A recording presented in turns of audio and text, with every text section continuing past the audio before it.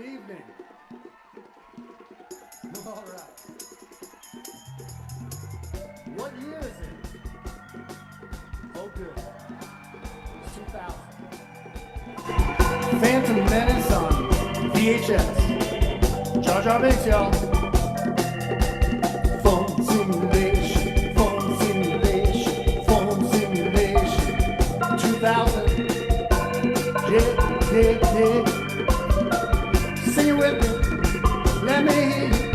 Phone simulation, phone simulation, phone simulation. 2000, yeah. All right.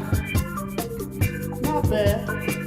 Give it up for your host, Mark Hornback, the well Hungarian.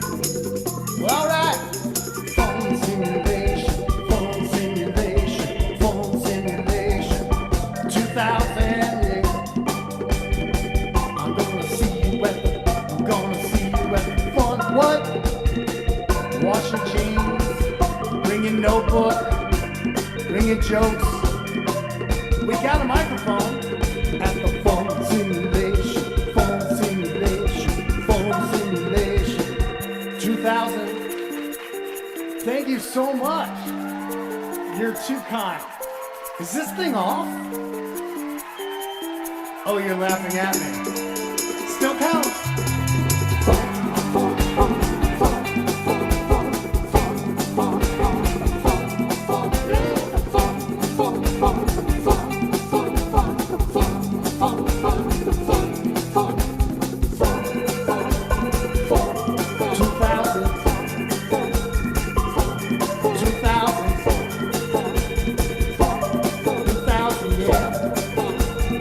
Phone simulation, yeah. Phone simulation 2000. I can't hear you. I can't hear you in the mic. Yeah. Hey, everybody. Welcome to Fun Simulation 2000. Josh is our designated dancer for tonight. Thank you, Josh DiDonato. You'll see him very shortly. Very funny comic. A lot of energy, putting a lot of energy into the dance tonight. I like to see it. He was eating earlier.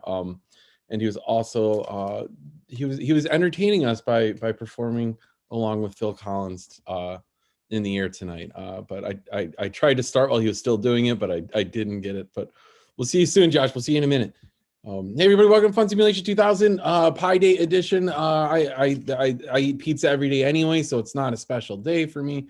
That's what I live off of. This is gonna be good night. It's a short list. So if you're watching this at home and you want to get up, message me for a late spot. It's a shorter list, but it's a sweet list. It's a short and sweet list of comedians that I like. All of them. Yeah, I think I like all of them. Yeah, this time I do. Yeah, everybody, you'll get 4 minutes tonight. You'll get 4 minutes. I'll message you at 3, so you'll see bunch of comics doing 4-minute sets, and at the end it's the fastest minute in comedy. It's a speed round. Everybody that's still here gets to go back up and make it 5 minutes. We can't, I mean, it's a pretty short list. If you want to do 5, we could do 5 minutes. I trust everybody here is actually pretty funny, so maybe tonight we do it. We're doing 5-minute sets tonight because it's a short list and people are celebrating, people are rejoicing. This is good news for everyone. Everyone's celebrating. Is anyone giving thumbs down? I'm just trying to look if anybody's upset. Mike Harrison cringed, I think, when I said 5 minutes, but he's not concerned about his set. He's concerned about everyone else's. This would be, and Patty was asking earlier where we normally perform this when we do this in person. We perform this at Reed's Local. It's in Chicago, on the Northwest Side, 3017 West Belmont. They are open for drinking or to-go drinks as well. I'm drinking, you can't see it, I'm drinking a mixed drink of Coca-Cola and Old Crow bourbon that I bought from there. So you could go and support it if you want to drink at home, if you're not comfortable, or if you're vaccinated, you could go there. It's dog friendly too if your dog's vaccinated. I don't think there's a limit on what pets can go to that bar, is what I'm saying. I think you could bring cats. I've seen cats there as well. Very pet friendly, very comic friendly. We'll be back there. I need to get vaccinated, and the numbers need to go down so that people are still not dying, and then it'll be good. But if you're comfortable, go out there. What else do I have to talk about? I forgot. I had bits, and I literally came in here and forgot everything I was going to talk about. So I'm going to keep rambling until somebody laughs. But everybody's on mute, so I can't really even tell if that would ever happen. One person, Pat's unmuted, and Elonga's unmuted. I highly recommend to people unmuting before our first comic. I don't care. I'm not doing this to be funny. I'm doing this, I don't know why I'm doing this. I question why I'm doing this. I think I said this last week, but yeah, I'm not moving to Seattle. I'm staying in Chicago. I quit my job that was going to make me relocate to Seattle. And it was a place that rhymed with Glamazon. And so I quit. I not quit, but I think my last day was when everyone was going on strike. So I got to save face and during the exit interview, which they don't even do an exit interview with a person. It's a fucking form. That's how Amazon is. You fill out a form online, and I got to lie and say it was in protest. It was not in protest of the Amazon boycott, but I got to lie and say that to try to save face. Oh, when I worked there though, everyone said I didn't know I had a Chicago accent. Everyone, like, people would tell me, they're like, you have a Chicago accent and it's not very professional sounding, so try to be careful with that. And I was like, that is weird. I never got that before. And everybody there talked like, I don't know how to describe the accent, but they finished all their sentences going up into like a question. Like what? Like I don't know if that's an accent or just a way of talking, but I'm not going to do that. So I have a new job, and it's based out of Boston, and everybody that works there is a Bostonian, which is definitely makes my accent stick out as maybe more professional sounding than the Bostonians. I had to get used to it though. I forgot the company was in Boston, and I was in my first meeting, and I was like, why is that guy talking like that? Like, what is wrong with him? Is he okay? But he is okay. They're all okay, and they're all very smart and nice people. I had to remember that I was dealing with new types of accents where they weren't asking questions. It's terrible. Yeah, well, everyone in Amazon had that too. I'll talk about that later. I don't have any bits about my time in Amazon yet because it's all too fresh. Our next comedian is a little bit too fresh herself, Laura Hogg. Oh, thank you so much. Yeah, fresh. I got my first dose of the vaccine, and I'm an essential worker, despite what my boss says. And I used to use drugs, right? I don't use drugs anymore, but when they got the vaccine shot out, I was like, I wonder if they'd let me inject it myself, just for old time's sake. See if I still got the touch. I didn't ask him though. Let's see. So I'm dating somebody, so I'm trying to be more domestic, like cooking. I'm trying like cooking. Like the other day, my roommate farted, and I was like, oh my God, that smells delicious. What did you eat? I need to get that recipe. I watch true crime to keep my house clean. And a lot of people might be inspired by hoarders, but for me, true crime does it, because whenever they go into a victim's house and it's really messy, I'm always like, God, if I get murdered, I don't want that to be me. I don't want the detectives to come in and find my body and say, well, we don't know who the killer is, but the real mystery is, what was she going to do with all these tins of buttons? I don't see any button art here. There's nothing on the walls. Fooling herself. That's how she died. She died believing she would craft. So sometimes I don't know, so I'm dating somebody, and when we're in bed and he's falling asleep, he looks so sweet, and I just like to lean over and whisper as he's falling asleep, tell me about your stepfather again. Or as his eyelids are getting heavy and he's all curled up in the blankets, I might say something like, why didn't it work out with your last girlfriend? Or um, I, I I can't remember the last one because it's true. I don't know why, but I'm like, these are the times where oh yeah. Or what's the hardest part about being a recovering alcoholic for you? Just something to really get him into, slumbering. I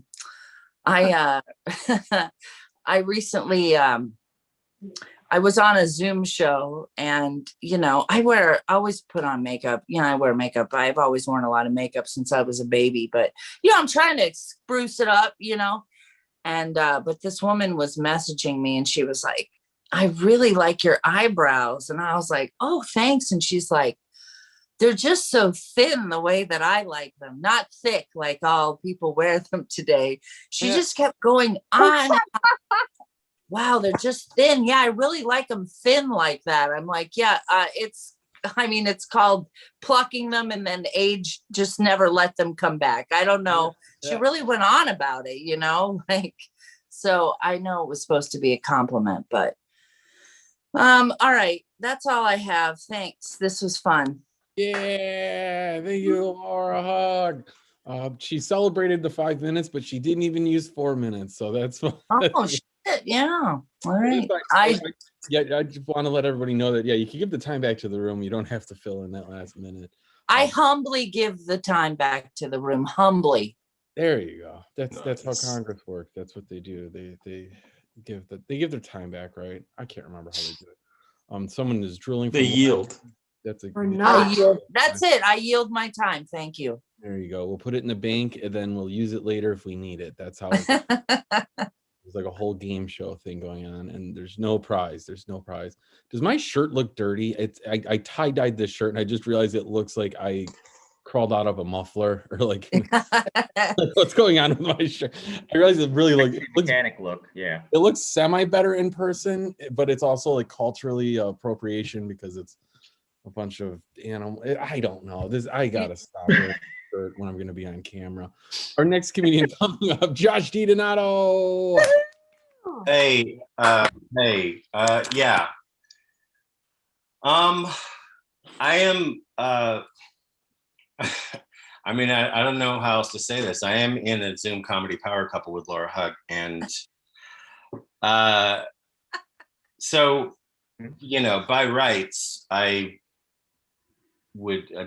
get her extra minute. That's just.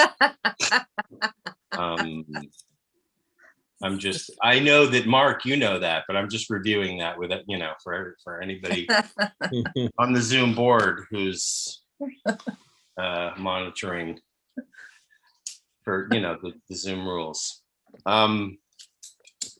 Yeah, I've been thinking about this for a while, and it's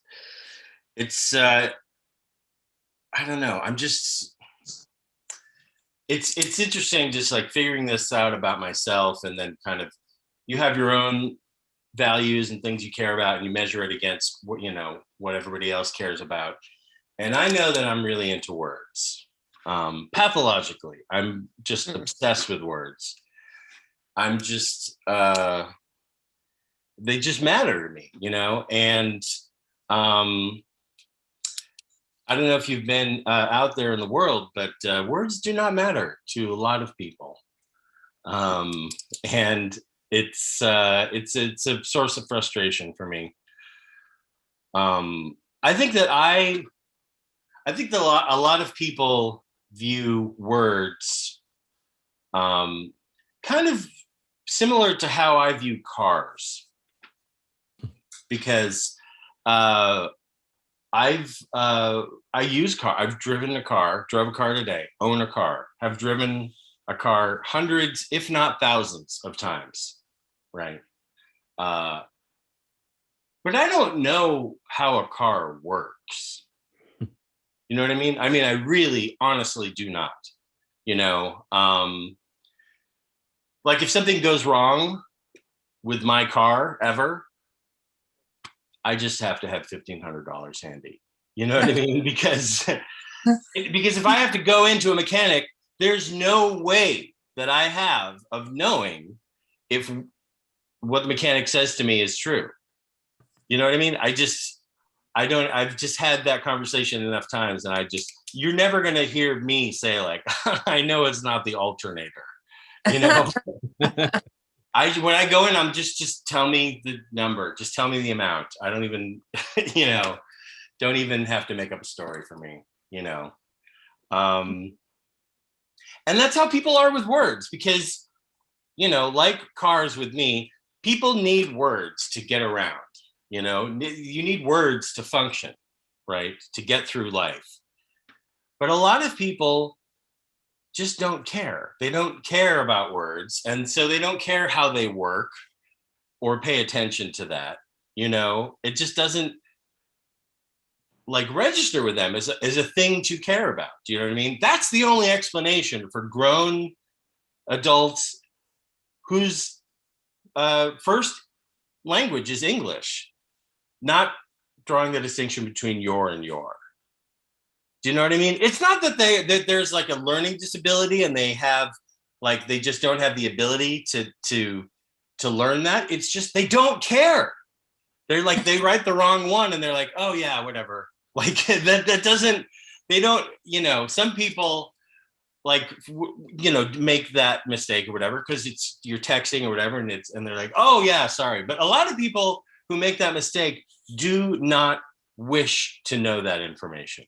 And it's just, I know that my analogy kind of falls apart because the thing is, if you mistreat a car, right? If you just strip the gears or, ride the brakes out or, I'm going to have to come up with car terms and learn them.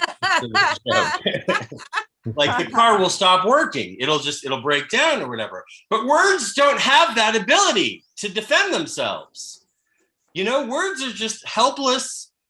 Words can't stop people from misusing them and abusing them. And there's so many words that are just abused all the time. Like freedom, how do you think freedom feels? Being dragged into the fucking mask debate, people are like, I need my freedom to not wear a mask. And if freedom could talk, freedom, the word, would say no, that's not what I am. The ability to transmit a airborne disease is not a freedom. That's not, you stop saying me. I don't know. And there's just so many others. Mansplain. I'm sorry. I understand what mansplaining is. And I don't wish to do it, but there are also some people, and let's call them a group of women, who use that word to get out of responsibility. I was in line at the bank back in the day, back pre-pandemic, and this woman just cut in front of me, just walked right in front of me, cut in front of me. And I'm like, oh, no, I'm sorry. I was in line. And she was like, I don't care. She just cut in front of me. And I'm like, you can't just cut in line. And she said, I don't need you to mansplain how lines work. And I'm like, that's not mansplaining. I'm just. All right, that's it. Thank you. Good night. Yeah, thank you. Alt-right comic Josh DiDonato. No, thanks, Josh. I missed giving him the light because I was listening so and so I was listening a lot. Okay, I'm not going to try to excuse why I'm being a bad host is what I'm saying. I'm being a very bad host. I'm not going to mansplain how to host. Our next comic, where did she go? Oh, there she is. Please welcome our next comic from California, the very talented master of line cutting, Pat Griffin. Woo-hoo! Oh, well, as a matter of fact, there was a man in the vaccination line who stepped in front of me. And I didn't do anything because he didn't look like he could be woman explained. He just, he was in another world, so we just let him stay there, and he got his vaccination. By the way, I want you to know I can go to your bar because I've had my shots, I've been neutered, and I'm housebroken. At least 2 out of 3. So I just rushed over from the senior center, and I want you to know that the seniors and the comics all walk around asking the same question. How much time do I have? And when they give me the light, when Mark does, I hope it's not at the end of the tunnel. Now I'm 79, and the way things are going, I'll be 85 by Christmas. My kids don't want me to drive. They strap me in the back seat, facing backwards. They call it reverse parenting. Yeah. Later tonight, my son, he'll text me. He'll say, Mom, it's after midnight. Where are you? Should I tell him I'm in the Tenderloin doing comedy? No. Check with your sister. She's got me on GPS. I thought, and I forget things like there's this woman. Why can't I remember? I know she's coming. I know her dog's name. I know where she lives. She's my sister. And I lose things. I lose my keys, my phone, grandchildren. Thank God I found my phone. I lost it in the sheets, but I found it in the washing machine. And don't worry, we found what's his name, my grandson. He was in the dryer.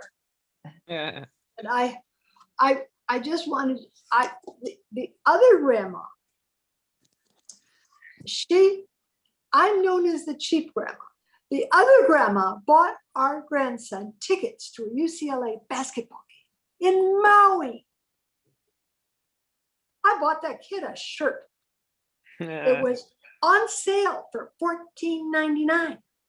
So I took it over to the register, and the young man said, lady, if you open a charge account today, the store will give you $15. Now it's $14.99, and they're going to give me $15. Do we have a mathematician in the room? It's a profit. And I don't know if now it's COVID time, and what's your name is moved in with me, and my son has moved in to take care of us, and he's very strict. So we have to sneak around. We snuck out at the beginning of the pandemic. We snuck out and we went to Costco during the senior hour. We did everything right. We had our gloves, which I don't have tonight. We had our gloves. We had homemade masks. My sister cut hers out of a pillowcase, and I found an old Speedo in my husband's drawer. So we went with our masks and our gloves, and we parked in the disabled parking. And then we walked 2.5 miles around the building to the back of the Costco line, where a man with a bullhorn yelled, "Spread 'em, seniors." Yeah. Fortunately, the carts double as walkers. And inside, we went to the back of the store where 3 armed guards handed out the toilet paper. And I yelled at my sister, "We got to get out of here. The under 60 hordes are arriving." Yeah. So we got out, but we went to the bank and we did everything right. We wore our gloves and our masks, and it's not our fault. They just threw the money at us. So when we got home, we washed our hands and we laundered the money. That it? That's my time. Yeah, thank you, Pat Griffin. Very nice. I want to get vaccinated. I've only ordered groceries this entire time for the last year. I've only ordered groceries. I've Wow. not gone to a grocery store. And there's 2 things about that. One, I miss being drunk and getting drunk in a grocery store. The Mariano's Bias has a bar in it. That's pretty sweet. Kind of miss that. And then it just doesn't hit the same when you're shopping and you're just excited to go back home and eat all the food. it doesn't hit the same when you're buying it online and someone's dropping it off an hour later. It really doesn't. It also feels like you did something that day, which is always nice. So I want to go back to grocery stores. I will do that soon. I have started getting takeout lately. Except yesterday when I was in line, the lady in front of me coughed and then ran outside to continue coughing after pulling her mask down. Put her mask back on to go inside and continue her order. So that kind of scared me. So I just hope that she was vaccinated. I don't know. I'm not going to the suburbs anymore either. That was my fault for going to where was it? Wheeling? What the fuck? Why did I go there? I'm not going to Wheeling anymore. Okay, our next comedian. He's banned from all suburbs. Andre Madrano. Woo! What's going on, dudes? I hope everyone's having a good Sunday. I've heard a few ladies in their 20s complain about COVID taking away one of their hot years. And I get it, but relax. First of all, we're almost there, hang in there. But also, that's rooted in a very old way of thinking. Like, there used to be this idea that men age better than women, like physically. And first of all, the auto suggestions on certain websites prove otherwise. But also, that's like, that whole mindset was like silver foxes, whatever, like dudes that were like cultured drunks, which just meant you're smart enough to work in an office past 30 and also motivated enough to exercise.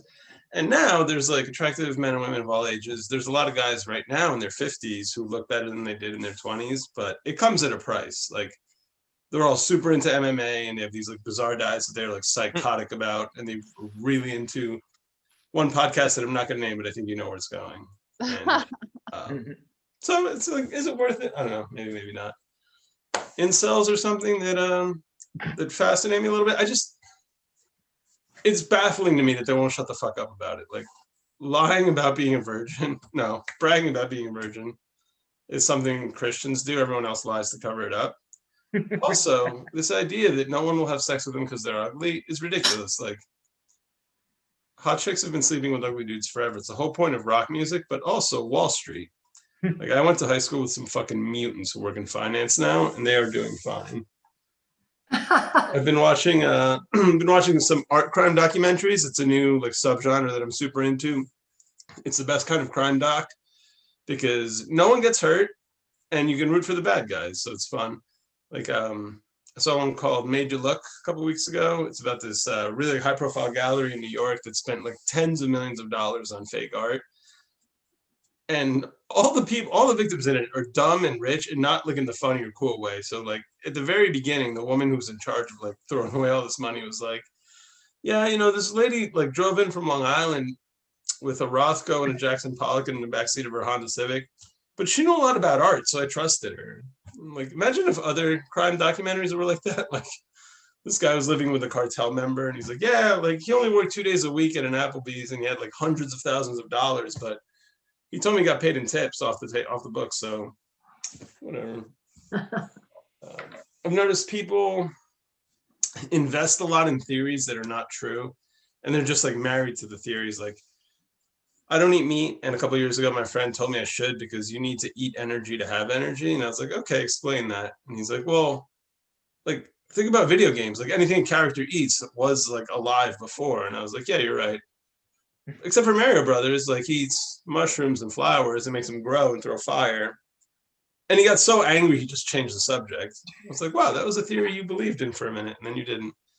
When I was 22, I had this girl be like, do you think anyone has ever like faked an orgasm? I was like, oh, yeah. And she's like, tell me about that. I was like, oh, I don't know. I just like assume so. And she got like so angry. And she's like, well, how do you know? And I was like, first of all, I don't try very hard. But second of all, it's all over the place. Like everybody talks about it. I'm not special. And she was just like so overcome with like anger that she didn't get to like tell me her theory that we didn't talk for 15 years. But she found me on LinkedIn. So that's good.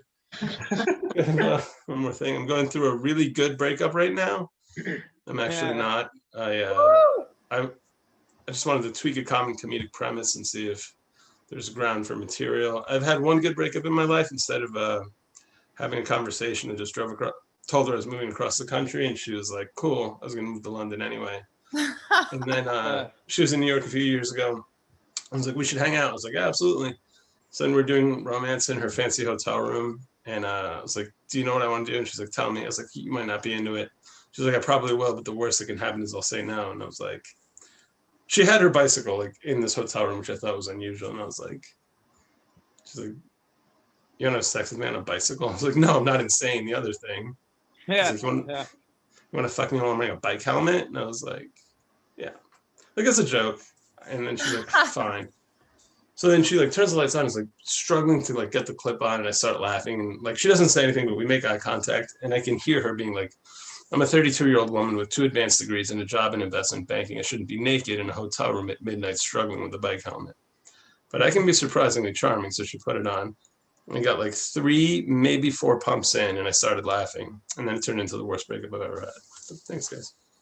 Oh, Thank you, Andre Madrano. Yeah, I like that. So is it weird to work in an office after your 30s? I just couldn't, I was trying to figure out the office, working in the office after your. Oh, no, just like guys that like, I guess that like, that idea was like everyone after 30 became a slob. So like a couple guys who like lawyers that like still like went for a run were like, this guy's got it going on. Yeah, no, okay, I got it. I thought because it's weird because I've worked at a lot of places and it'll be rare to see people in their 40s like at the office. Like I just don't know what people in their 40s do, or they just really don't work in tech and work for like Probably really not in tech. boring Yeah. places like doing spreadsheets and copying things like on fax machines and whatnot. I don't know, but that's my theory. I'm just trying to figure out what's going to happen to me is what I'm getting at. I don't know if I'm trying to see how long I can either keep this up and stay on top of all the new tech, or have to just go for a really boring job somewhere. Our next comedian coming up, she's a great expert in different arts, and her backgrounds are always surprising and great. Sophia Smartendescu. Woo! Thank you. I had no idea what you and Andre were talking about. It just went way over my head. I feel like I don't know how to speak English. Is anyone else on the same level as me? All right, cool.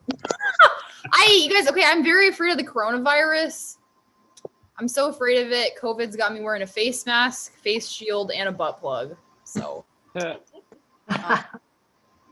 I'm a liberal gal, but I have questionable taste in men. Like my ideal I'm always attracted to guys who look like a young George Bush.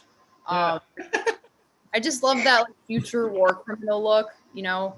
Just someone who would like read a children's book during like a national catastrophe. That's like, I love. Yeah, all right. I used to date a guy who slept on the floor. He didn't have a bed. He had like a pad he'd sleep on, and he told me he was Japanese. Like he'd always try to put a positive spin on it. You know, he'd be like, "It's good for your back." Like I think it's just like sanding down my hip bones. So. Well, I don't date him. I'm all right. I'm not dating him anymore, so it's fine, Pat. I think you look concerned, so it's over. All right. ouch. I'm kind of into history. Anybody else here into history? All right, yeah. All right, sweet. I was watching a documentary on I'm Romanian. I was watching a documentary on Romanian dictator Nicolae Ceausescu. You guys heard of him? Mm-hmm. Okay, great. If your nation's leader is ever speaking off a balcony instead of a podium, your democracy's in trouble. And every year he would check the harvest. So every year, like once a year, he would check the harvest to make sure it was good quality. So he was like part dictator, part grocery store manager. I could see Joe Biden doing that too, right? Couldn't you see Joe Biden checking like the nation's produce? Just like in the peaches, you know.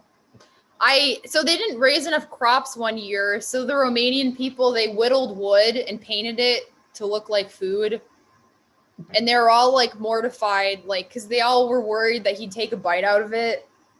And I think if you do that, you just hire Ashton Kutcher just to like pop out of a tree. So I think that's what you got to do, right? Okay. The other thing about Nicolae Ceausescu is he went to North Korea and was inspired by the architecture. He liked it so much he wanted to bring it home with him. Leave it to a dictator to have an amazing time in an awful place, you know. So yeah, I went to hell for spring break. Amazing Philly cheesesteaks. That's good. Thank you, Pat. All right. How am I doing on time? 30 seconds. Did he leave? Oh, Mark's Yeah. gone. Okay, great. Take Mark's over. gone. So I'm Romanian. Any other Romanians here tonight? Oh. I love asking that because I'm addicted to deafening silence. My dad has a really fun accent. I love the way my dad says ankle and uncle is identical. So it's hard to know what my dad's talking about because he has joint issues and a tumultuous relationship with his uncle. So I made up a game. It's called Ankle or Uncle. You guys ready? I recently plucked an ingrown hair from my uncle. Ankle. Okay. My uncle, every time we drink whiskey, my uncle always gets so swollen. Uncle Paul. Okay.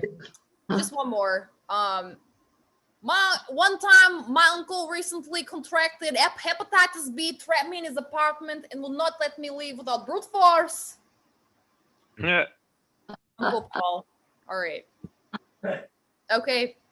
I'm just gonna give my time back to the room. Thank you. Yeah. Thank you. Sorry about that. I was mixing a drink when you asked how much time was left, and I muted it, and I was yelling 1 minute. I just want to point out that if anyone asks how much time you have left, and if it's more than a minute, it's automatically just 1 minute. It's a house rule I have.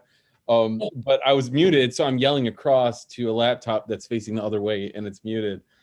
So that's what I'm still making my drink. It's still Old Crow and Coca-Cola Zero. That's what I'm drinking tonight, everybody. Even though I was muted, I was listening and I was laughing the whole time. I really like. I strangely like North Korean aesthetic. Like I actually like the color palettes they use. It's very pastel-y. It's very like kind of like 70s, and then they just didn't go further beyond that. Like they were just like, no, 60s, 70s. It is very, they do like pastels over there. It's but like muted, like very like it's like depressed pastels or like super muted. They'll do the thing where it's like a monochromatic room too, where it's like just all different light shades of purple or something like that, which is awesome. And I'm going to say yes, I think the Nazis had good fashion too. I think their leather jackets super awesome. And what I'm saying is fashion needs suffering. People need to suffer, like physically suffer under a regime for fashion to take place and for art to be made. And that is why I'm getting canceled tomorrow. No, I don't know what I'm saying. I'm on my third drink. Okay, we're going to get our next comedian up. Let's see his face. Let's see if his internet connection is good. He's probably stealing it from his neighbors over in Avondale.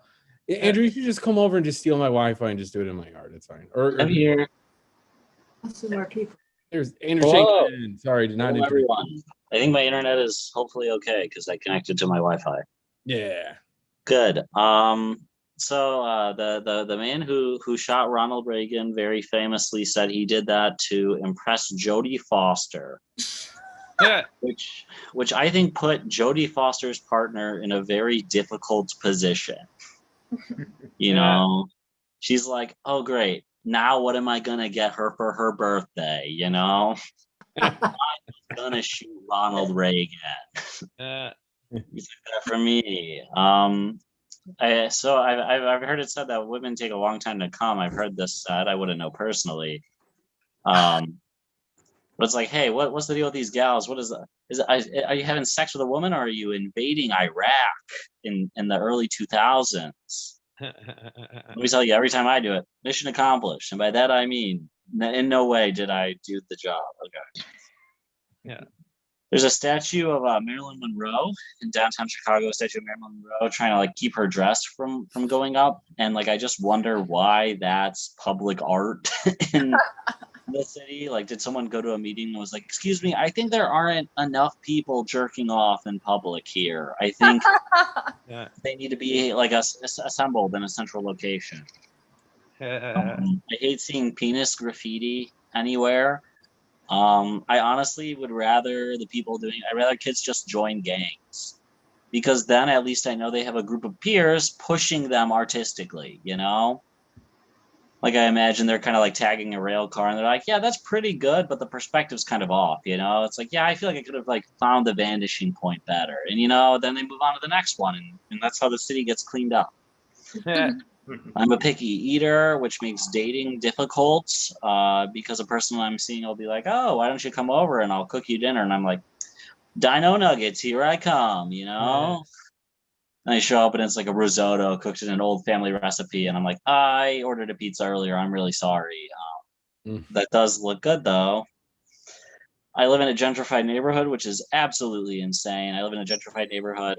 I say it's insane because I walked by a tiki bar today, and in the tiki bar's window, there was a Black Lives Matter sign. I'm like, I think you're solving the wrong problem. Like, that's good, but that's not where you're wrong.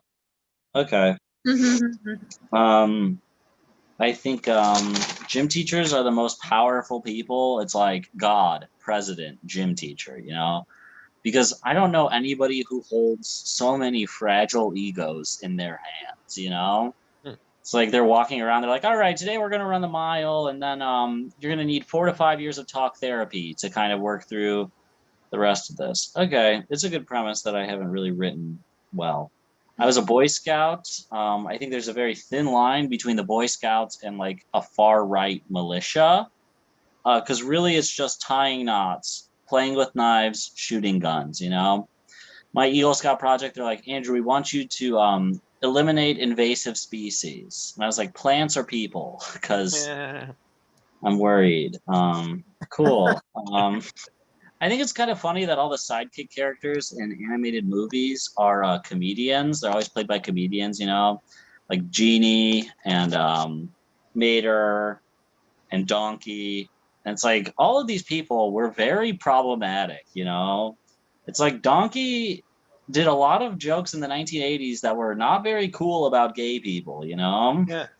And then he went and had sex with a dragon. Okay, Donkey, seems like you have a double standard. Let me just say this. If the Cars and Cars were real, there would be some questionable audio of Mater talking about Mexicans on set. Good. I'm looking for one last joke here. One thing that's weird to me is just that like people go to college and they have a lot of sex. That's really weird to me because it's like you're supposed to be reading Chaucer, not chasing pussy. All right. Well, that's not really a joke, but I guess I'm done. Yeah. Thank you, Andrew Shanklin. He was talking about the Marilyn Monroe statue. I wanted to point out a couple of things. The reason it was all over the place and in Chicago and for so long was because the guy who made it, the sculptor, it was the Johnson & Johnson heir. His name was like Robert Johnson, and he was absolutely filthy rich. So he gets to do whatever he wants and call it art. And he's probably like, and also he's in his 80s. Like he's in his 80s. So he was like, let's freak people out with this really sexual statue from a movie from the 50s. And everybody's like, why are we looking at that? And we're like, because Johnson & Johnson made a shit ton of money in World War II. That's why. And then in the background here, this was apparently in China. They made a knockoff one that wasn't the same size, and they put it in a city. Then after a year, they just like threw it in a dump. So there's one in a dump in China. If you want knockoff, like not total violation of copyright. Much like this open mic is. We're gonna keep rolling. Our next comedian coming up. Please welcome. Where are they? Are they not here anymore? Where did I liked it. Does anyone see Richard? Oh my God, we walked a comic. That's might be a first. Might be a first. I'm not saying I'm proud of it, but it does happen. That our next meeting coming up. Please welcome Cole Soleil. Thank you. Thank you guys for having me. I recently met my friend's group for the first time. He's a new friend, and I just met his friends. And I don't know if this has happened to anybody. You ever met a friend's friends for the first time and they're so fucking weird that you start reconsidering that original friendship? Because that's what happened to me. He's still a friend of mine. He's still a friend. He's a nice guy. I've muted his stories on Instagram. I'll be honest with you. He's on a list. He's on a list. I don't know what to say. They were so weird. I started reconsidering myself because he picked me. So I was like, am I this guy? Am I that? I just stared at myself in the mirror. I was like, am I as weird as all the rest of those motherfuckers? He overhyped him, I think, was the problem. He overhyped them and he talked about them for a long time. Like weeks in advance, he hyped these people up. So the bar that he set for these people was unmatchable. And we're driving there. He's still hyping them up. He's like, man, they're great. They're grounded. You're going to love them, which is always a bit of a red flag. It's like, all right, that's a lot of compliments for these guys. I'm not sure if they're going to make it. And then as we approached the apartment, he started throwing out like small red flags. He was like, they're great. One thing, don't mention Walgreens or CVS.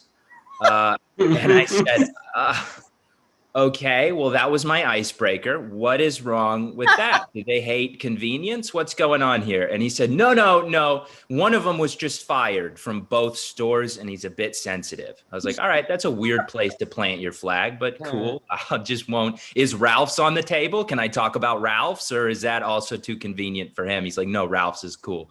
Okay, great. So we go up to the door and I immediately know these people are not for me. We walked into the apartment. They had no furniture, just bean bags. Okay, yeah, just 7 fucking bean bags, and they were leaking, all of them. I was like, "What the fuck is this cat litter?" They're like, "No, I guess one of the bean bags is leaking." I was like, "I think it's like 9 of them because this is like a beach. You could play sand volleyball in here. This is out of control, man. Get a vacuum." But I didn't say that. I'm a pussy, so I was like, "Okay, cool, great." And when we sat down, we started talking about like what jobs everybody's had. We're going around. Gets to the guy next to me. And they're like, what do you do? And he was like, oh, I'm a thought leader. And I knew I was with the wrong people because everybody in the circle just went like, okay, cool. Hey, what? He said thought leader. Have you ever been on LinkedIn? I've never seen that. How do you apply to be a thought leader? How many hours of thought does that take? I got questions, but again, I'm a pussy. So I just went, that's cool. I bet you think a lot. I bet you got some good thoughts. Great. And then it got to drugs. The conversation got to drugs. And again, I want to preface this. I should have prefaced the whole story by saying I'm a pussy. I don't do a lot of drugs. These guys are going around the room just naming all kinds of shit that I've never heard of. It gets to me and I'm like, yeah, man, I've never really smoked. I don't do edibles. I'm kind of a rube. And then the guy next to me goes, have you done acid? And I said, did you not hear what I just said? Because no, I've not done acid. Did you miss the day that they were handing out the DARE pamphlets at high school? Because acid wasn't first, motherfucker. It was weed. Weed is the gateway. You don't hallucinate into the rest of the drugs. What is your drug level? Is it like acid, weed, heroin, Tylenol PM? Like what is going on?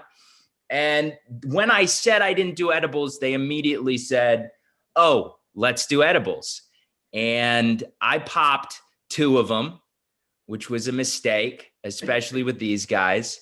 And I knew I had to get out of there when an Allstate commercial came on the TV and it freaked me out because at the end of every Allstate commercial, it goes, are you in good hands? And in my head, I said, I don't think so. And I turned to my friend and I said, let's leave. And we did. And I haven't seen those people again. I'm sure some of them are in prison, but it was an interesting experience. Thank you guys. That's my time. Yeah, thank you, Cole. I like it, but I can't relate because I'm in my very late 30s and I haven't made a new friend in a long time. Like that, there's a certain point in time where you just stop even trying or caring to make new friends. Enough at keeping the friends I have. Let's see if we can nurture those friendships.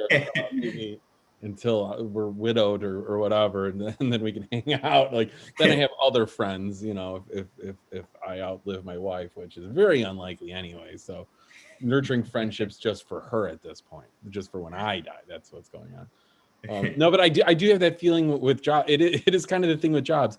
And until recently, until my last couple of jobs, places I would work would go out of business after I started there. Like I'm basically like the last hire they make before things go downhill. Like, and I did that like 3 times. I mean, one place got raided by the FBI. I was the last hire before they got raided by the FBI. Then, Oh my God. the owner is serving 50 years in prison. I'm not kidding. So like, so I was like, you know what? If I go to Amazon, I might be able to bring him down. This might the curse or this is going to happen. But hey, but while I was there, Bezos did fucking leave. Bezos is gone. So if you really hate him, that's on me. I did that. Yeah. I did that with my curse. That was part of my curse. But yeah, it's part of the if a place thinks I'm a good candidate, do I really want to work for that place? Like, do I want to? Like, okay, we're gonna keep going. Oh shit, where's our next comic? Right here. Oh, it's Alongo. Where are you at? Hey. Okay, it's Chai Longo. That's who he's going as. Gopalon. Thank you. Thanks, Mark. I'm sure all of you saw the Chicago River yesterday getting dyed green. Man, it was all over the news, and people were sharing pictures of it. Finally, we have some normalcy in our life after such a terrible year, right? And most normal people would kind of agree to that. But me, trying to be a SJW light, immediately I started thinking, man, this city is so great. I love the way it shows solidarity with Flint and Jackson, Mississippi. But at the same time, it's kind of like rubbing it in. Like, hey, you guys haven't had running water in, what, 750 days? We're just going to go fuck up our water on purpose because, you know, for the culture. But look, did I do anything? Did I donate any money to Flint? No. Am I going to protest about it anywhere? Also, no. So like I said, I'm what you would call SJW light, all right? The W does not stand for warrior. It stands for weenie. I'm a social justice weenie. I will always support whatever liberal cause you have from a distance. You got something you want to say about Trump? I'll smash that like button from a distance. But don't expect me to do anything more, all right? You know, once every 5 years, I make a 1,500-cent donation to Wikipedia to keep their website up and running. So, you know, there's that. But there's this thing now where influencers try to shame me for my lack of action. They say, you know, talking isn't enough. Sharing stuff isn't enough. You got to go and actually call your local representative and tell them that you oppose whatever thing they're trying to pass. And I might do that, but first of all, if you have an amendment or proposition that has a no in it, and you're telling me to oppose something that has a no, all right, that's a double negative, okay? Don't make me have to write out what I'm protesting and then cross out the no's to cancel them out like this is algebra or something, right? Second of all, and look, I'm a little bit older, you know, I'm 41. I know how to use an actual phone. I'm not terrified of it like some 20-year-old. But at the same time, what's the point of this? Like, can't I just send them a Clubhouse invite or something? If I really wanted to get a hold of a politician, what's the point of calling them when all they're going to do is send me off to their admin or something? It's a waste of my time. But there's an even bigger fear. What if one day that admin or staffer patches me through? Okay, yeah, he'll take your call now. What am I supposed to do now? Oh, hello, it's one of my constituents. How can I help you today? And me, I'm sitting here now on my mobile phone trying to roll through this hastily edited BuzzFeed article about why this certain issue is bad. This BuzzFeed writer, you know, he's 20 years old, but he's so anemic that he identifies with the Marvel hero, Iron Deficiency Man. And I'm supposed to somehow take his shit and rattle that off to a politician to get them to change their mind about something? What am I going to do? Yeah, so I'm calling you today, Senator, because racism is bad. Flint water's dirty. We need to defund the police. We need to refund Second City because those people don't have jobs. What? What am I supposed to do? Honestly, I don't get it, and I probably will never make a call to a politician. But I do try to help in other ways. So the other day, you know, I volunteered at Rush Hospital because, you know, supporting the kids with cancer there. But instead of shaving my head, you know, to stand in solidarity with them, I shaved my balls. So I try to do the right thing. It just doesn't work out for me. Yes. So racism. You know, I think I got a fun game for people in interracial relationships. Give each other your phones, exchange them, and start typing out every racist slur you can and see how many of them actually get auto-corrected. And if they don't, well, you might need to go see someone else. But I was thinking about this other joke last month during Black History Month. And, you know, minorities are always going to get harassed by Karens in public.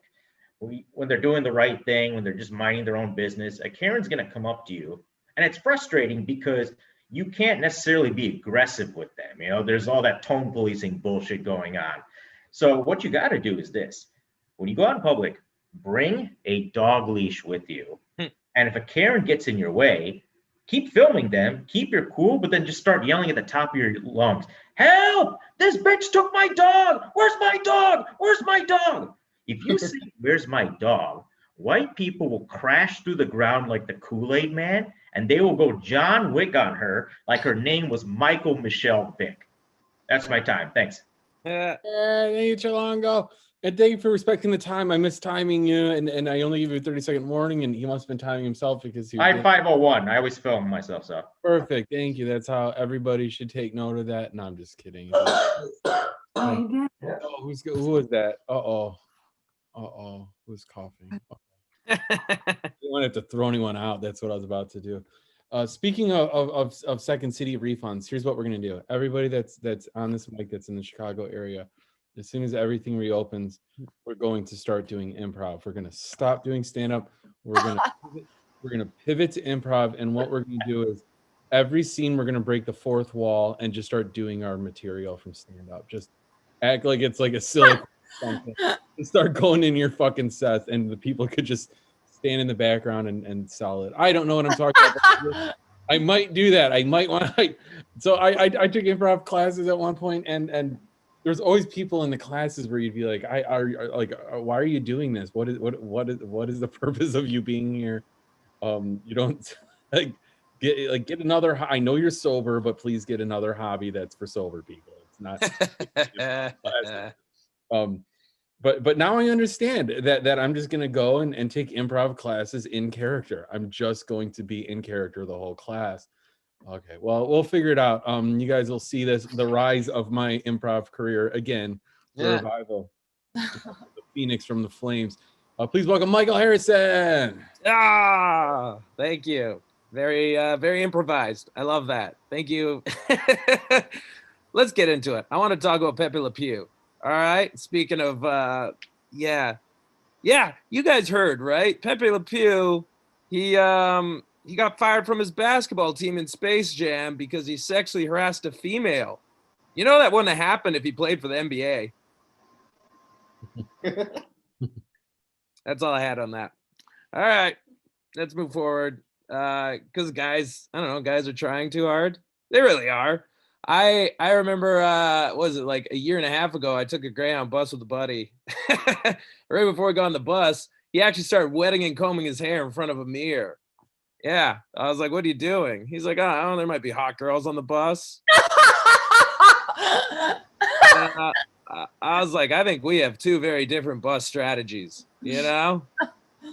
Right? He's like trying to slick his hair back like Matthew McConaughey to get noticed. And I'm looking for a paper bag to put on my head. You know, that is, I think it's a very tough sell. I don't think anyone's looking for their soulmate on public transit. Right? I don't think there's any girls just sitting there like, oh, Jill, check out the guy with the wet hair who can't afford a plane ticket. Yeah, maybe when we get to the next bus stop, we could share an expired strudel. I don't know. I used to do a lot of colleges before all our careers ended. And I like college kids. They're like my favorite poor people. You know? Talk to panhandlers are so depressing. But you give a college kid a Frisbee, doesn't matter which college kid, they're like, yeah, Frisbee! Best day of my life. I don't know. I try to learn a lot.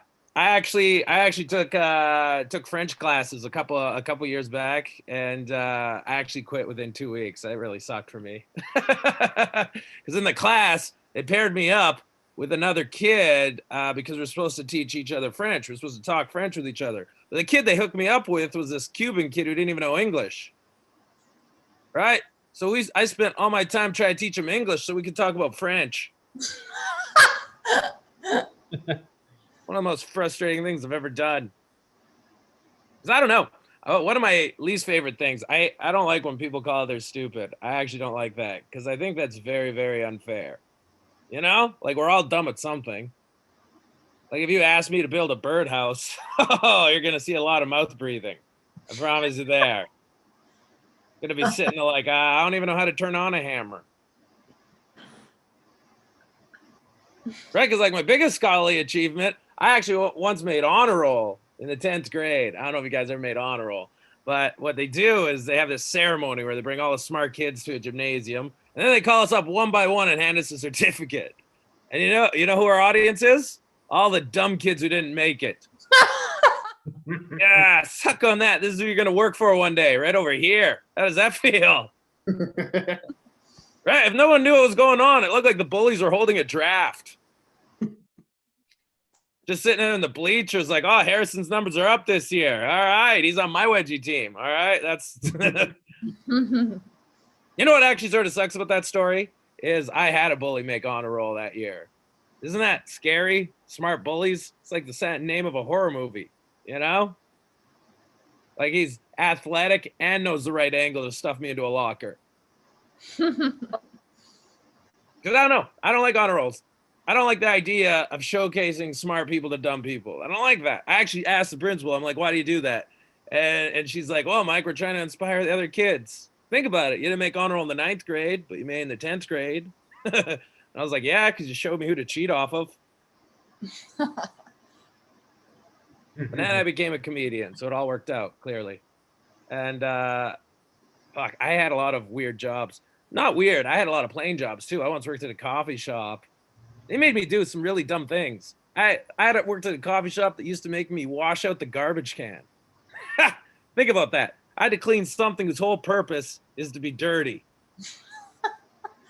Right? Anyone ever complain coming up like, oh, can you please clean that garbage? I really don't want my banana peel to catch a germ. You know, like, because I'll end it on this. The worst thing I've ever had to do at a job, I once worked at Staples and I worked in the furniture department. And I remember one day the vacuum cleaner breaks. Vacuum cleaner breaks can't be used. The boss walked in and he made me mop the carpet. Mop the carpet. Yeah. Do you know how stupid you look when you're mopping a carpet? Your value as a human being plummets. You would be so surprised.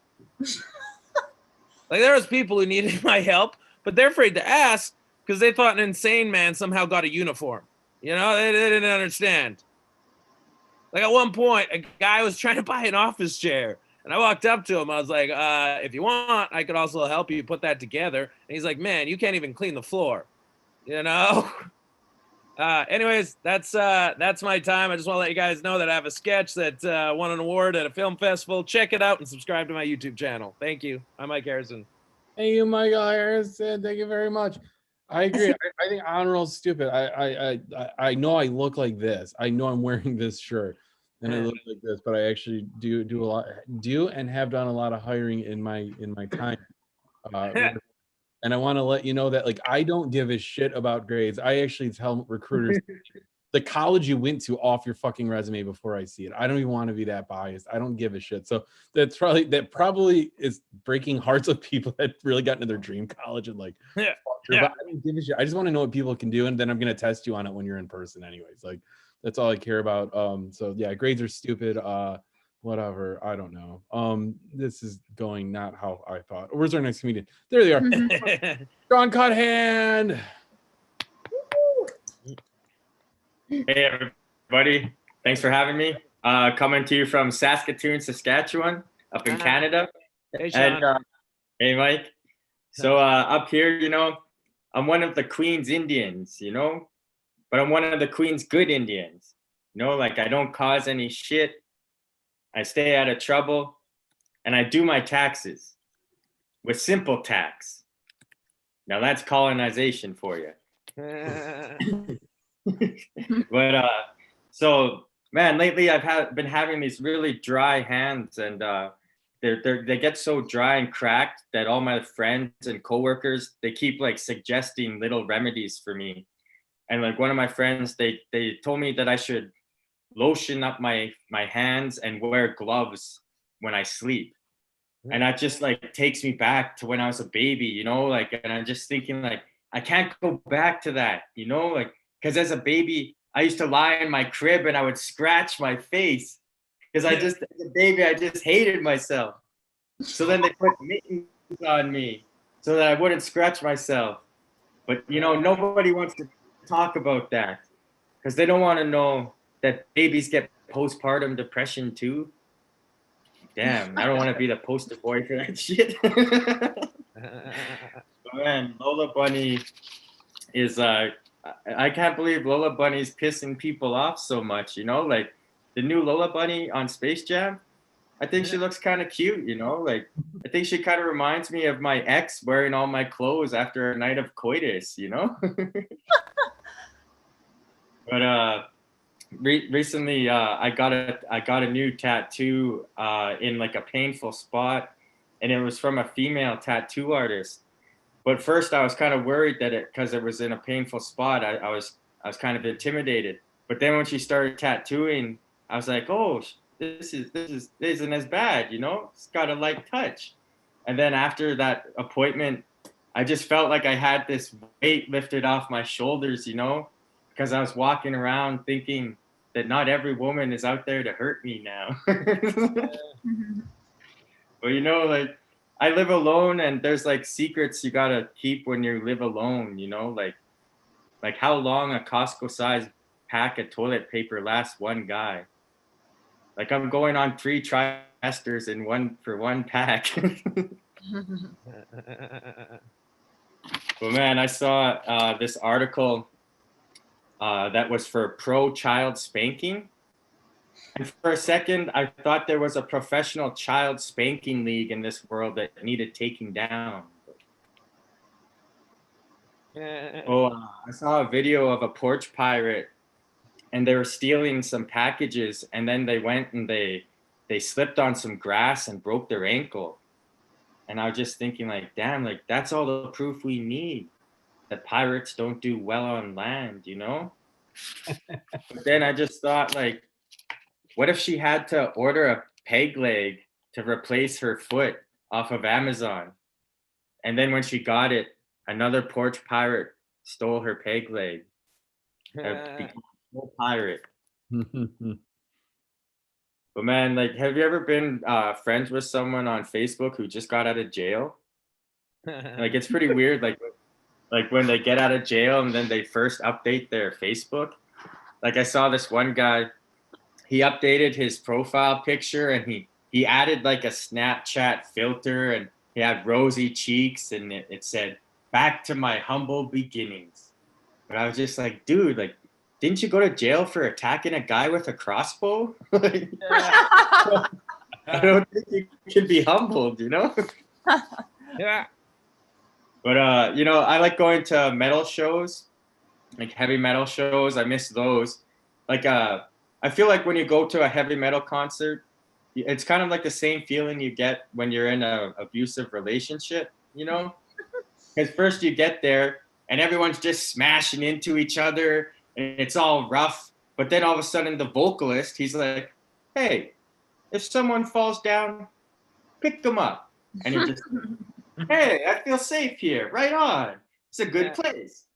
Then all of a sudden near the end of the set, the vocalist just changes his tune and he's just like, all right, split this place down the middle. We're going to proceed with the wall of death. And you're just like, ah, I thought it was safe. Yeah. All right. Thank you. That's my time. Yeah. Thank you, Sean Conant. I just want to say, I like those paintings behind you. Those are really cool. I really like that. You got some good art there. And then, All right. Thank you. and Michael Harrison was saying he's from the same city as you. I just want to, is that true? Yeah, he's been through, well, yeah, he's from here. We've done some shows together. He's performed at my open mic one time. Oh, it's wild. That's cool. No, it's cool to see people from another entire country. doing it the same virtual mic. That's There's awesome. like 12 Saskatchewan comedians. So it's like I know them all. What you're saying, there's a lot of stage time up there, is what you're saying. That's what 12 comics sounds like. I know there's many bars and stages to get on. And then also, like, is it a thing, like, are Canadians jealous that there's not Target in Canada, that there's no Target stores? Because I've heard that a few times. I don't know if that's a thing. Well, we did try to have it, but it barely lasted a couple years, and then it went bankrupt. Good job, guys. Good job up there in Canada. The only reason I know that is because I worked at a place and we had a Canadian office, and the Canadians would come in once, and we had a Serbian office too, and the Canadians and the Serbians would come in once a year, and we would give them for the holiday party, and we would give them gift cards, and I gave the Canadians a bunch of Target gift cards, and they were immediately just like, "There's no fucking Targets in Canada." And we're like, "There's one down the street, like shove the shit in your carry-on." I guess I don't fucking know. That's hilarious.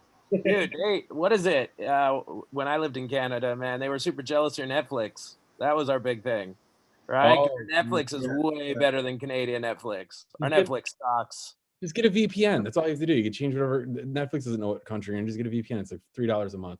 All right, your next meeting coming. Is Gio Wagner here? I asked him to unmute and to go on video, and Quaslo too. So I might skip down to Greg and try to get everybody else on pace. Oh no, Gio's here. Gio's ready to go. And Quaslo, look at him. I awoke the two comedian dragons. First one, Gio Wagner, go, yeah. So, round of applause if you used to watch Wile E. Coyote and Roadrunner. Everybody? Wiley's not a dumb guy, but that's a scrawny bird, you know? The only money he spent in acting, he could have been buying filet mignon every single night. You really want to eat a scrawny little bird? Come on. So I found this new game. You can find it at Walmart. I call it Maskless. And you just got, the object of the game is to get in and out without running into somebody without a mask, because nobody had a mask. Get out of there without the coronavirus. You gotta worry about it. I was in Ohio last month, and they had a level 3 snow emergency. Now, if you're not familiar with that, what that means is if you are on the road, they will give you a ticket. And I'm sorry, I think the government's gone too far. If I want to drive on snow and ice, it is my right as an American. Infringe on my freedoms, man. And, you know, I think all those people that, died, on the roads and the icy roads, I think that's fake news. I was on Facebook, saw this video that said that traction on ice was actually better than on dry asphalt. It was on Facebook. It's got to be true. Yeah. I think snow is a hoax. Not real. That's the shit we have to do nowadays. Like, there's actually a group of people, QAnon, that believe that some politicians and Hollywood celebrities are eating babies to stay young. I mean, Tom Hanks is supposed to be at the front of this. Hillary Clinton's involved, but not Betty White. Yeah. I mean, come on, she's 99, looks 50. You're telling me she's not eating babies? And there's apparently this secret Jewish space laser. Yeah. Personally, if I owned a space laser, I would shoot the people you're talking about. It's fucking space laser. Shut up, it's a secret. Jeez. Everybody's talking about their ancestry and their race and Hungarian Irish, which means I'm not white. I'm more of a pearl eggshell. Yeah. So I have pearl eggshell privilege. I was reading today that apparently Donald Trump has always been a germaphobe. Could have fooled me. It could have fooled me.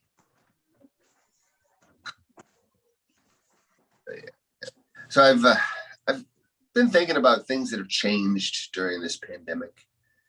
And one of the things that have changed is how we watch medical shows. It used to be, ooh, McDream is wearing his ferryboat hat. Now it's, I think he's wearing that mask wrong. Yeah. And we are much more aware of our bodies. The human body is a marvel of design. I mean, opposable thumbs, interlocking genitals, my personal favorite. But who had the bright idea of taking air filtration and food intake in the same pipe? And let's drain sinuses in them while we're at it too. Really, guys, you couldn't have come up with something, more useful. Like when I see a pretty girl, like my abs get hard. I think they did the interlocking genitals and figured they could coast from there, But it's been rough. A friend of mine during this whole pandemic has not had sex for fear of getting the coronavirus. And I told her, I said, the coronavirus is not a sexually transmitted disease. It's an upper respiratory infection. Are you trying to tell me that you can't hold your breath longer than these guys can last? I am looking forward to when this is all over, when I can see people's smiling faces, when I can read their expressions, when I can accidentally spit on people when I talk. Well, that is my time. You guys have been a great audience. I'm Gio Wagner. Yeah, thank you, Joe Wagner. Yeah, I don't believe in the Jewish space conspiracy. Just like a waiter or something. Where's that Damn, Rena, you got the hell. Cosmo, what are you listening to over there? We can hear everything that's going on. Adam, you okay there? I don't know what the hell's going on. Yeah, I don't believe in the Jewish space laser conspiracy because Elon Musk is not Jewish. That's basically why. Because if there's going to be a space laser, it would be his, and it would be the South African space laser. All right, our next comedian. Let's see if he's got his audio under control. I'm going to bring up Adam Quaslow. Oh, all right. Mark, who's your favorite historical figure? The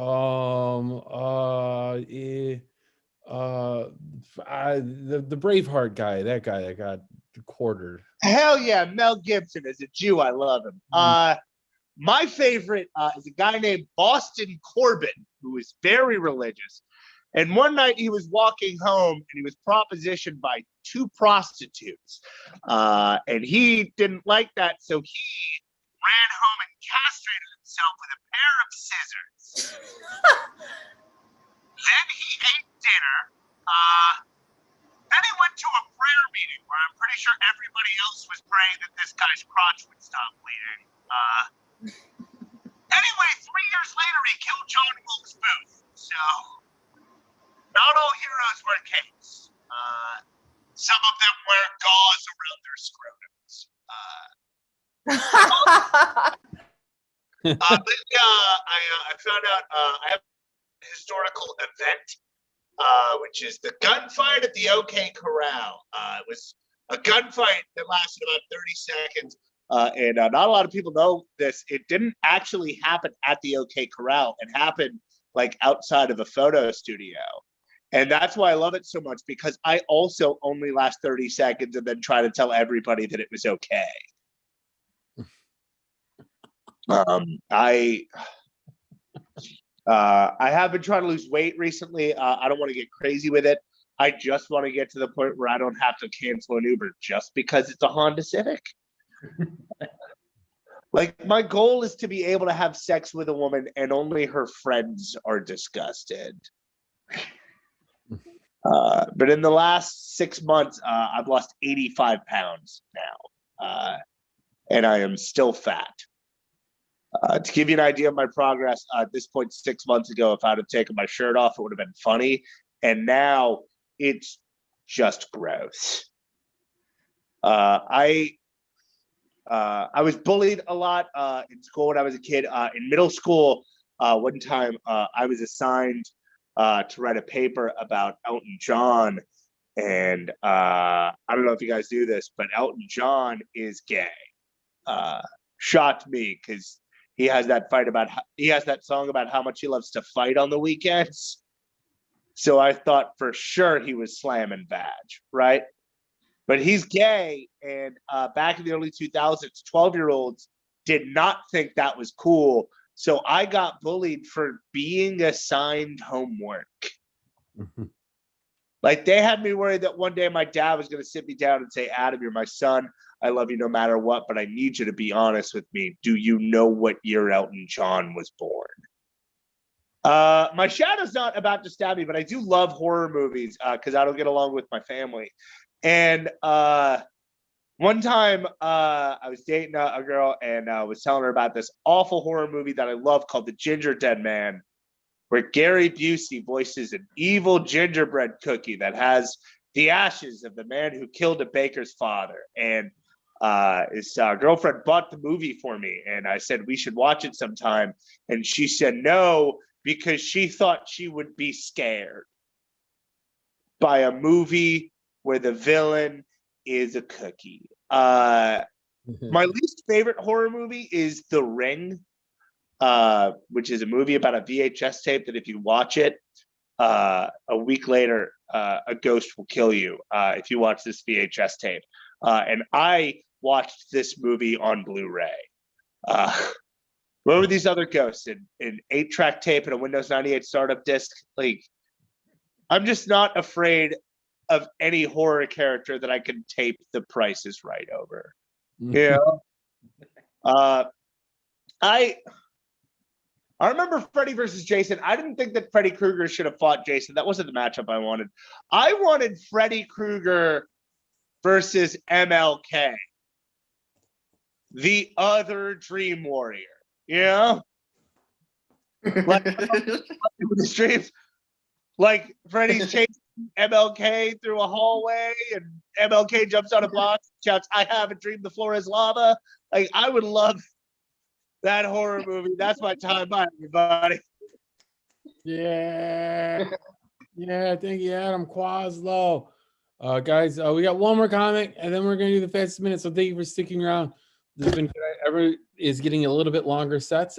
We had a short list in the beginning, but it ended up growing to a normal size list. Everybody joined late. I don't know. Our next meeting coming up, Gregory Matthews. Hello, everyone. I'm going to start my little clock thing here because I'm a professional. So I'm trying something new tonight. Let's see. I want to tell you about Tom and Steve. Tom and Steve are names that I made up for myself when I talk to people on the phone about God or money, respectively. So there are these billboards on the highway that will say things like, after you die, you'll meet God, or lust destroys, Jesus saves, and there is evidence for God. You know, nonsense like that. You've seen these billboards before? They're like all on the highway. And if you look at the bottom of these billboards, there's a phone number at the bottom, and the number is 834-TRUTH. Now, if you call that number, you'll get to talk to a random volunteer who has agreed to answer the phones that day. All these volunteers are Amish Mennonites, almost exclusively men, and they're predominantly from Ohio, Pennsylvania, and Kentucky. They are vehemently against war because Jesus was a pacifist, and they take the Bible literally, word for word literal. And I know this because I called this number on my work every day for 3 years. I would talk to them in the morning for 45 minutes on my way to work, and I would talk to them for 45 minutes on my way home from work. The conversations would go like this. They'd say, hello, thank you for calling Gospel Billboards, which is, by the way, the worst name ever. They're like, what should we call our company? And they're like, well, we're putting gospel things on billboards. Let's be Gospel Billboards. So anyway, uncreative. So then I would pretend to be this guy from Connecticut named Tom, and I'd say, hi, it's Tom from Connecticut. God isn't real, and humans evolved from apes. And then we would talk for 45 minutes. And these people will not hang up on you. And believe me, I tried to get them to hang up on me. I would say the most ridiculous stuff, and they just will not hang up on you. They're the nicest people. And over the course of several years, I actually became friends with quite a few of these guys. And there's one guy, this guy named Johnny Miller, who has a complicated relationship with his son, which I've spoken to him many, many times about. He asked me a question that I've never been able to stop thinking about. What he said to me was, because these people believe in God very deeply, and they know Tom from Connecticut is a staunch atheist. And he said to me, what evidence would you need? What would you need to see for you to believe in God? And so I've thought very deeply about this over the years. And there are two answers.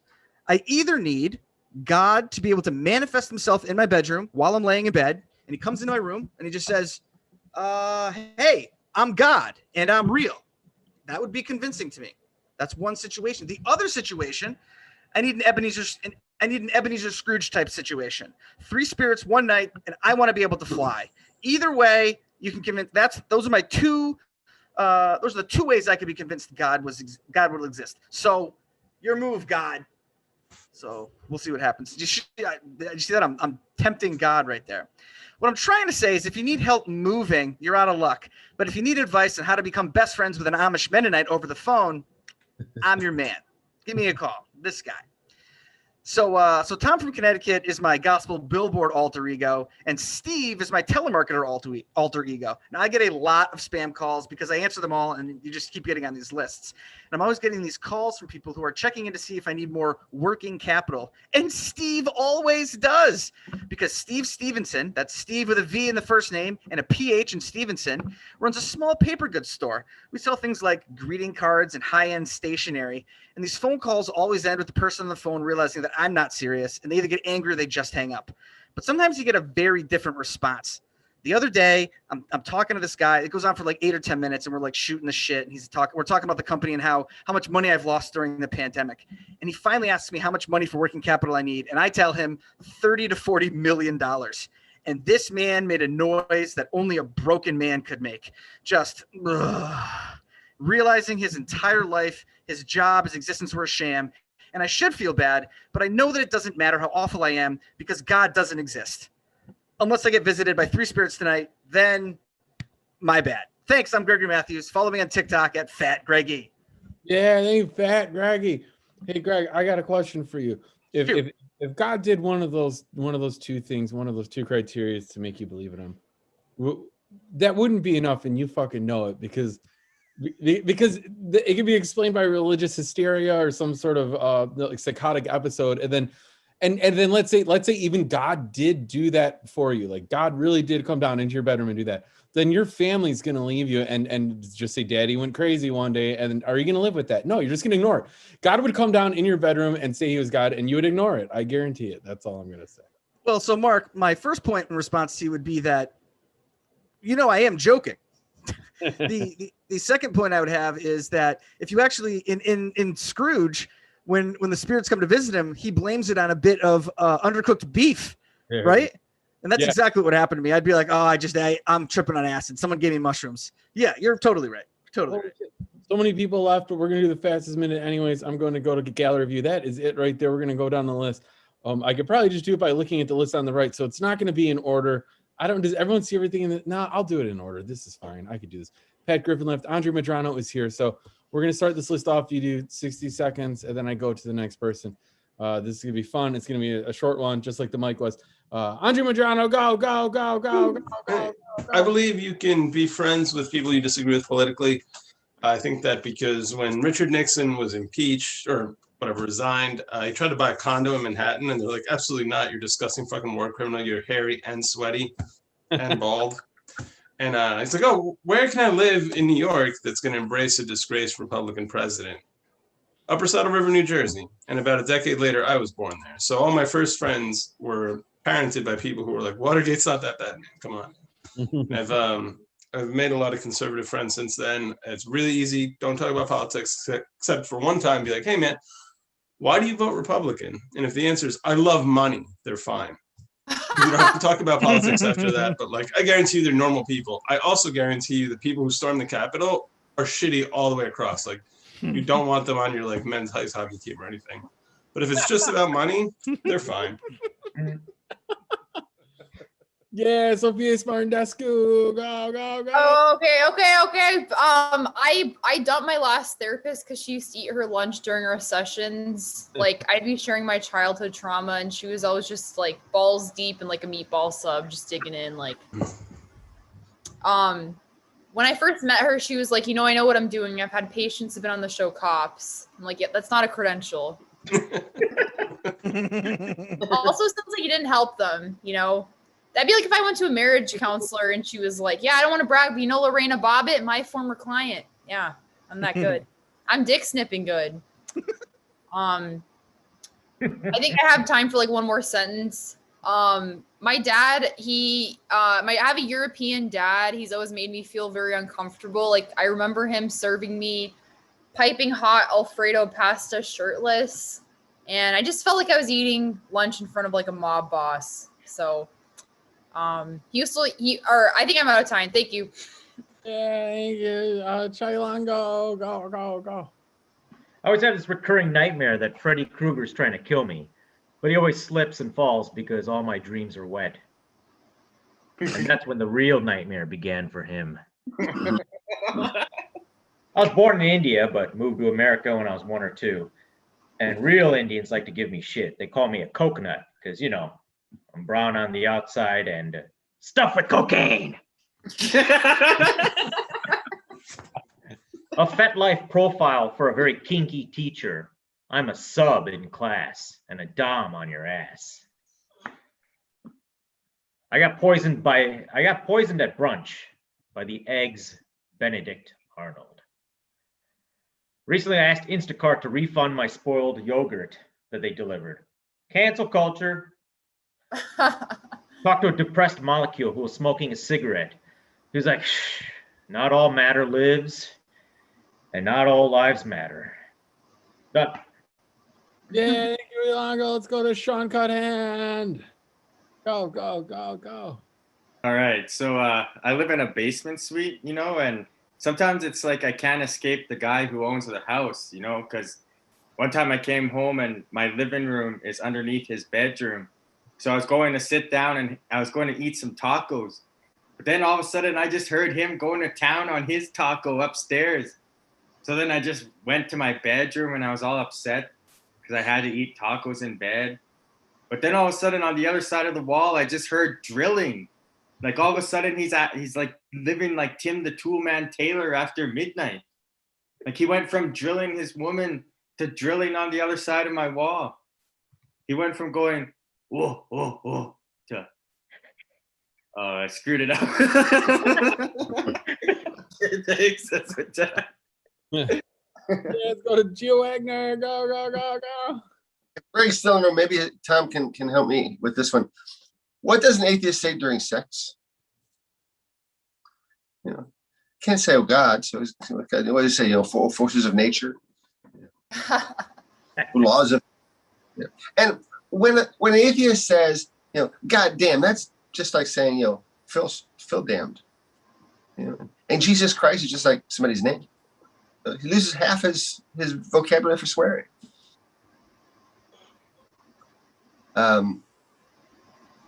Guess that's it. I don't have time for anything else. Gregory Matthews, go. So, Sophia, you were talking about your therapist. I went and saw a therapist once, and the very first time I met him, he said, "Oh, so your name is Greg Matthews?" And then he like dozed off like this, and he was like asleep for a little bit, and then his head popped up, and he goes, "Is that Jewish?" And I said, "No." And then he told me to break up with my girlfriend, who I've now been married, and we've been married for 10 years. That's my experience with therapy. Anyway, do you guys ever feel like you're living life like Benjamin Button, but in reverse? All's fair in love and war, except war crimes and what Woody Allen did with his stepdaughter. But other than that, and finally, my favorite joke in the world. I mean, the economy is just a mess right now. It's just really difficult for people out there in the service industry, especially sex workers. And among the sex workers, it's especially difficult for sexually submissive males dressed in leather black suits. What I'm trying to say is it's hard out here for a gimp. Here you go. And Gregory's he's cheering on his own joke. That's how the pros do it. They cheer for themselves. Yeah. You got to let people know it's okay to laugh. That's the key. That's a good Delivering a punchline is saying, and yeah, like, yeah, there you go. Boom. All right, we're going to stop doing that. Thank you for coming out this week. We do this every week. Then it'll be online until things are better. And I feel comfortable doing this in person, which I hope is soon. I hope. Invite us to your patio, Mark. Yeah, and maybe I'll do some sort of hybrid online in person. We'll figure it out. Yes. I'm still too fucking cold. We'll figure it out. But in the meantime, thank you guys. We'll see you next week. Simulation complete. Thanks. Auf Wiedersehen. Ciao.